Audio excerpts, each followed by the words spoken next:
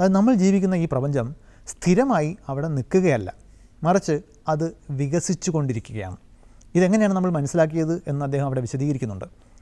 നമ്മളിവിടെ നിന്നും ടെലിസ്കോപ്പ് ഉപയോഗിച്ച് പ്രപഞ്ചത്തിൻ്റെ വിദൂര കോണുകളിലേക്ക് നോക്കുമ്പോൾ നമ്മൾ കാണുന്ന ഒരു കാഴ്ച, ഒരുപാട് ഗാലക്സികൾ നമുക്ക് ചുറ്റുമുണ്ട് നമുക്കറിയാം. ഈ ഗാലക്സികളെല്ലാം തന്നെ നമ്മളിൽ നിന്നും അകന്നു പോവുകയാണ്.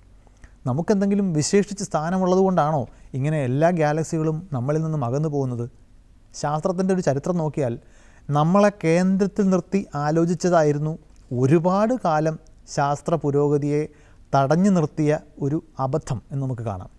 അപ്പോൾ സ്വാഭാവികമായിട്ടും നമ്മൾ എന്തെങ്കിലും തരത്തിൽ വിശേഷപ്പെട്ട ഒരു സ്ഥാനത്താണ് എന്ന് സംശയിക്കാൻ പോലും ഇപ്പോൾ ന്യായങ്ങളില്ല.